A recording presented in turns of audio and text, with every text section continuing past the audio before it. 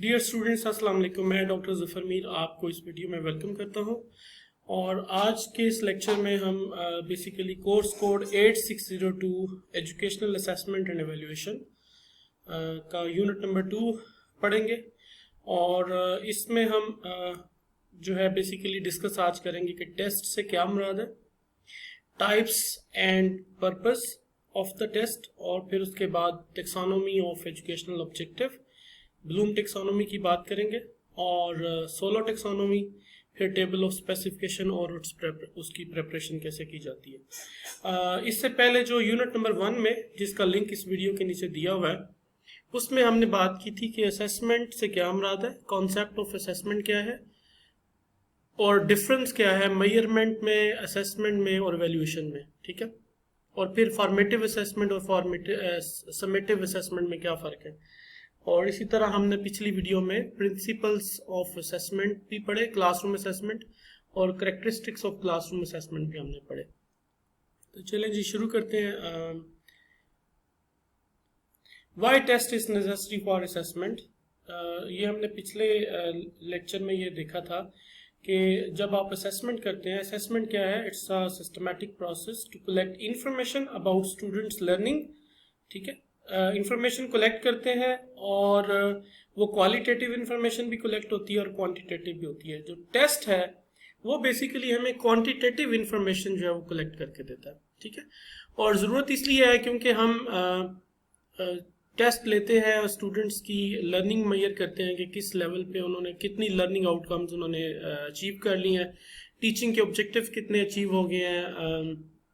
उनको ग्रेड करना मकसद होता है, उनको सर्टिफिकेशन देना मकसद होता है। ठीक है, उन टेस्ट इसलिए लेते हैं कि हम डायग्नोज कर सकें कि उनको प्रॉब्लम्स कौन कौन सी फेस वो कर रहे हैं स्टूडेंट्स।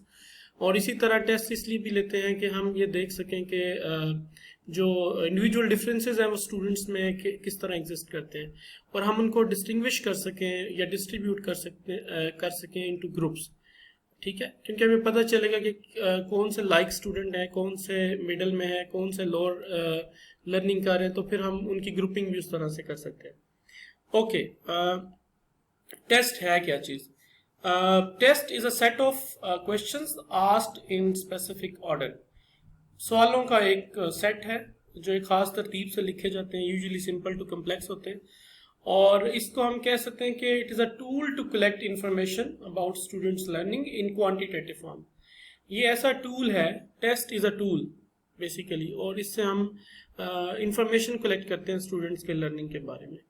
अच्छा देखें, जो टूल और भी हैं, जैसे ऑब्जर्वेशन है, चेकलिस्ट है, इंटरव्यूज़ हैं, वर्बल क्वेश्चनिंग है। ठीक है, हम मुख्तलिफ सोर्सेज से स्टूडेंट्स की लर्निंग के बारे में डेटा लेते हैं। टेस्ट भी एक सोर्स है जो क्वांटिटेटिव इंफॉर्मेशन देता है। उसकी टाइप्स कौन सी हैं? सब्जेक्टिव और ऑब्जेक्टिव टेस्ट होते हैं। जिस सब्जेक्टिव में हम यूजुअली शॉर्ट क्वेश्चंस और उसके बाद फिर ऐसे टाइप में हम बेसिकली दो तरह के एक्सटेंडेड और रिस्ट्रिक्टेड रिस्पॉन्स ऐसे टाइप क्वेश्चंस बनाते हैं। ऑब्जेक्टिव में मल्टीपल चॉइस है, बाइनरी चॉइसेस हैं, मैचिंग आइटम्स हैं, फिल इन दी ब्लैंक्स भी हैं।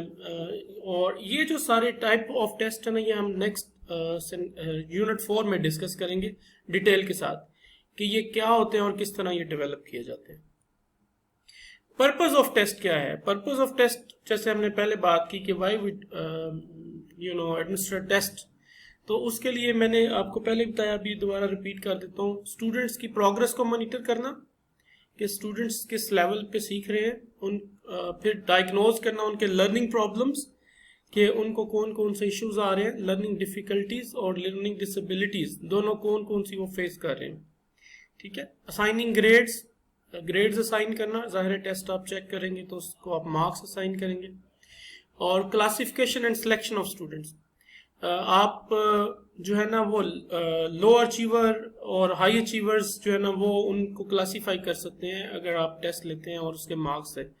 फिर आप सिलेक्ट कर सकते हैं स्टूडेंट्स को कि आपने ग्रुपिंग करनी है तो भी आप उनको सिलेक्ट कर सकते हैं। ठीक है, और इंस्ट्रक्शंस को एवेल्युएट करना भी इसका पर्पज होता है कि जो आप पढ़ा रहे हैं वो किस हद तक अचीव हो रहा है।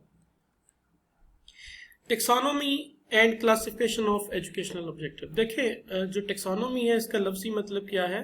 बेसिकली स्ट्रक्चर, किसी भी चीज़ में जब स्ट्रक्चर पाया जाता है और हायरार्की पाई जाती है, यानी लोअर से अपर जब हम चलते हैं तो उसको हम टेक्सोनोमी कहते हैं। बेसिकली इसकी 3 डोमेन्स हैं। जब भी आप लर्निंग ऑब्जेक्टिव बनाते हैं या टीचिंग के ऑब्जेक्टिव बनाते हैं या कंटेंट के ऑब्जेक्टिव लिखते हैं, तो उस वक्त आप लर्निंग आउटकम्स की सूरत में लिखते हैं कि after reading this passage, after reading this content, after reading this unit, after teaching students will be able to do this this this. उनके बिहेवियरल चेंजेस में क्या क्या चेंजेस उनकी आ जाती हैं। तो लर्निंग आउटकम्स बेसिकली हम 3 डोमेन्स में मेजर करेंगे। सबसे पहले है कॉग्निटिव, फिर है अफेक्टिव और फिर साइकोमोटर।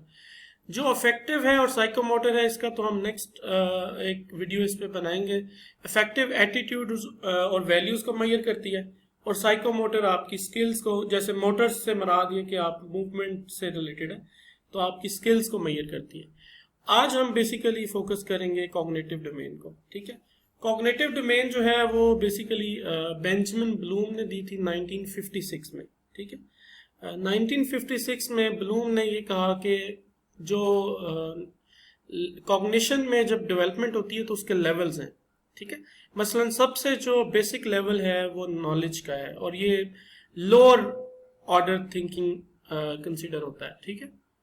फिर सेकंड ये हायरार्की है, बेसिकली पहला जो लेवल है वो नॉलेज का है जो लोअर ऑर्डर है, फिर कंप्रीहेंशन है ये भी लोअर ऑर्डर है, फिर एप्लीकेशन है ये भी लोअर ऑर्डर है, और उसके बाद 3 जो लेवल्स हैं एनालिसिस, सिंथेसिस और इवैल्यूएशन, ये हायर ऑर्डर थिंकिंग में आते हैं या कॉग्निशन में आते हैं।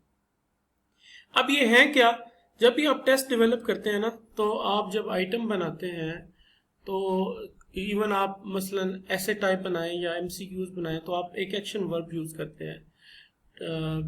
Explain, describe, compare, evaluate, critique, list, recognise, classify, ये काफ़ी सारे वर्ब्स हैं जो आप यूज़ करते हैं जब आप टेस्ट डेवलप करते हैं, उसमें एक्शन वर्ब यूज़ करते हैं। अक्सर टीचर्स जब क्लेम करते हैं कि जी ये मैंने तो बनाया था क्वेश्चन एप्लीकेशन लेवल का, लेकिन उसमें जो वर्ब उसने यूज़ किया वो तो नॉलेज लेवल का यूज़ कर दिया, तो स्टूडेंट्स जो है ना वो मिसअंडरस्टूड करते हैं कि हमने किस लेवल पे लिखना है। उनको तो नहीं पता होता कि ये सवाल एप्लीकेशन का सोच के बनाया गया था, उनको तो ये कि जो वर्ब यूज़ किया गया हमने उसके मुताबिक लिखना है। तो नॉलेज लेवल का जब भी आप आइटम बनाएंगे तो आप बेसिकली रिकॉल ऑफ इंफॉर्मेशन कर रहे होते हैं, तो आप लिख सकते हैं कि नेम बता दें, रिकग्नाइज कर दें लिस्ट में से, रिलेट कर दें, रिपीट कर दें, डिस्क्राइब कर दें, जैसे डेफिनेशन को कहें डिफाइन कर दें, स्टेट कर दें, तो ये आपके नॉलेज लेवल की जो है ना वो वर्ब्स हैं। कंप्रीहेंशन अगर आपने मेजर करनी है तो बेसिकली ये क्या है, द ट्रांसलेशन, इंटरप्रिटेशन और एक्सट्रापोलेशन ऑफ नॉलेज। नॉलेज को ही फर्दर अगली स्टेज पे लेके जाना, उसको इंटरप्रेट करना, उसको ट्रांसलेट करना, ठीक है। अब इसके लिए कौन से वर्ब यूज होंगे सवालों के अंदर, explain, arrange, express, describe, report, indicate, sort, ठीक है, ट्रांसलेट, ये सारे वर्ब जो है ना कंप्रीहेंशन के लिए यूज होंगे। एप्लीकेशन, अच्छा अब ये देखें ब्लूम ये कहता है कि एक लेवल को अगर कोई स्टूडेंट मीट करता है तभी वो दूसरे लेवल पे जा सकता है, ऐसे नहीं कि वो जंप करके एप्लीकेशन पे पहले आ जाए। पहले उसको नॉलेज और अंडरस्टैंडिंग होगी तो वो एप्लीकेशन की लेवल पे जाएगा कॉग्निशन में, ठीक है। तो एप्लीकेशन क्या है, application of knowledge to a new situation. जो आपने नॉलेज सीखा हुआ है उसको नई सिचुएशन में अप्लाई करने को हम एप्लीकेशन कहते हैं। सॉल्व यानी फार्मूला अप्लाई करके सॉल्व कर लेना, apply, construct, predict, produce, use, demonstrate, ये ना मुख्तलिफ जो है ना एप्लीकेशन के वर्ब्स हैं जो आप सवालों के अंदर इस्तेमाल करेंगे तो वो एप्लीकेशन लेवल का होगा। सिर्फ ये ज़हन में रखें कि नॉलेज को हमने नई सिचुएशन में अप्लाई करना है। फिर इसी तरह एनालिसिस है, to break down knowledge into parts and show relationship among the parts, ठीक है। किसी भी एक होल को पार्ट्स में डिवाइड करना और उनका आपस में रिलेशनशिप जो है ना वो देखना, ये एनालिसिस है। एनालिसिस में हम वर्ब यूज करते हैं analyse, apprise, calculate, diagram, distinguish, differentiate, contrast, compare, ये इस तरह के वर्ड। सिंथेसिस लेवल उससे ऊपर है, उसमें ये कि bring together parts of knowledge to form a whole, ठीक है, to build a relationship for new situation. यानी सिंथेसिस में हम पार्ट्स को इकट्ठा करके नॉलेज के एक होल बनाते हैं और उसका मीनिंग नए सिचुएशन में देखते हैं। इसके लिए वर्ब जो है ना वो यूज होते हैं, रिप्रोड्यूस, ठीक है, ये क्रिटिसाइज भी इसमें हम यूज कर सकते हैं। इवेल्युएशन लेवल जो है ना वो जजमेंट है about the value of materials and methods for given purpose. इसमें इवेल्युएशन लेवल का बनाए तो अप्रेज, आर्ग्यू, इवेल्युएट, जज, प्रेडिक्ट, कंपेयर, इस तरह डिफेंड, इस तरह के आप वर्ब जो है ना वो यूज कर सकते हैं। ब्लूम टेक्सोनोमी को रिवाइज किया गया 2001 में, पहले ये 1956 में दी गई थी, बाद में रिवाइज हुई है। तो इसमें थोड़ी सी चेंज ये कर दी है कि नॉलेज की जगह पे अब रिमेम्बरिंग का वर्ब यूज होता है, कंप्रीहेंशन की जगह पे अंडरस्टैंडिंग, एप्लीकेशन की जगह पे अप्लाइंग, एनालिसिस की जगह पे एनालाइजिंग, और सिंथेसिस की जगह पे इवेल्युएटिंग, और इवेल्युएशन की जगह पे क्रिएटिंग का वर्ब जो है ना वो अब यूज होता है, ठीक है। अच्छा, टेबल ऑफ स्पेसिफिकेशन में आपको बता दूं, ये बड़ा अहम टॉपिक है। जब भी आप कोई टेस्ट डेवलप करते हैं तो उसका चार्ट ऑफ स्पेसिफिकेशन या टेबल ऑफ स्पेसिफिकेशन आप बनाते हैं, जैसे कि आपको ये बना हुआ नजर आ रहा है। इसमें ना दो चीजें हैं, एक तो जैसे आप ये देख रहे हैं राइट साइड पे वेटेज है करिकुलम के अंदर, जो भी आपका कंटेंट स्ट्रैंड है ना उसकी वेटेज करिकुलम के अंदर क्या है ये आपने बेसिकली बताना है। मैं इसको आपके लिए थोड़ा ओके, ये देखें कि आपको ये देखना है कि करिकुलम के अंदर इसकी क्या वेटेज है कंटेंट की और लर्निंग आउटकम्स की। ये टू वे चार्ट भी कहते हैं इसको। अब मैं आपको ये लास्ट जो रो है जिसमें टोटल लिखा हुआ है कॉलम में, इसमें percentage weightage in test, test में जो परसेंटेज ऑफ वेटेज है वो क्या है कंटेंट स्ट्रैंड्स की। मसलन बेसिकली तो आप करिकुलम से देखते हैं कि करिकुलम में ज्योमेट्री और अलजबरा की क्या वेटेज है, फिर उसी हिसाब से आप टेस्ट में वो वेटेज जो है ना उसी रेशो के साथ आप यहाँ पे लगा देते हैं। मिसाल के तौर पर ये 8th ग्रेड मैथमेटिक्स का टेस्ट है, उसमें एक टेस्ट में जो ज्योमेट्री और अलजबरा की रेशो बनती है अकॉर्डिंग टू करिकुलम, जो करिकुलम की रेशो थी परसेंटेज, उसी परसेंटेज के साथ आपने टेस्ट में रखा, तो 65.6 जो अलजबरा और 34.3 जो है ना वो ज्योमेट्री, वो टेस्ट के अंदर उसकी परसेंटेज बनती है वेटेज। ये वही वेटेज है रेशो जो करिकुलम के अंदर दी हुई है, ठीक है। अच्छा, इसी तरह फिर आपने जो नीचे रो है सबसे लास्ट रो टोटल, उसमें आप ये देखें कि वेटेज इन टेस्ट, यानी जो नॉलेज के, सी और ए, नॉलेज, कंप्रीहेंशन और एप्लीकेशन को जाहिर कर रहे हैं। तो नॉलेज 31.2%, 40% कंप्रीहेंशन और 28% एप्लीकेशन, ये वो वेटेज है जो आपको 8th ग्रेड के करिकुलम के अंदर इन कॉग्निटिव जो स्टेजेस हैं इनके हवाले से दी गई हुई है, ठीक है। अब अगला सवाल ये आता है कि आपके पास नंबर ऑफ आइटम्स कितने हैं टेस्ट के अंदर। फर्ज कर लें जी 32 आइटम्स हैं, एमसीक्यूज टेस्ट बनाना है। अगर हम इस परसेंटेज में डिवाइड करेंगे तो 32 का 34%, 11 आ गया, 11, यानी 11 आइटम्स हमने ज्योमेट्री के बनाने। इसी तरह जो 32 का 65% 21 जो है ना वो आ जाएगा, तो 21 आइटम्स हमने बनाने हैं अलजबरा के, ठीक है। और इसी तरह फिर हमने डिवाइड कर लिया कि 10 आइटम जो है ना, यानी 31% ऑफ 32, टोटल आइटम्स 32 हैं, उनका 31% लेंगे तो 10 आइटम्स आएंगे जो कि हमने नॉलेज के बनाने हैं। इसी तरह 32 का 40% लेंगे तो वो 13 आइटम्स आएंगे जो हमने कंप्रीहेंशन के बनाने, और इसी तरह 32 का 28% लेंगे तो वो 9 आइटम्स आएंगे जो हमने एप्लीकेशन लेवल के बनाने। अब अगला सवाल ये आता है कि हमने ये जो सेल्स हैं यानी नॉलेज लेवल के ज्योमेट्री के कितने आइटम्स बनाने हैं इसके बारे में, तो इसके बारे में मैं आपको बताता हूँ।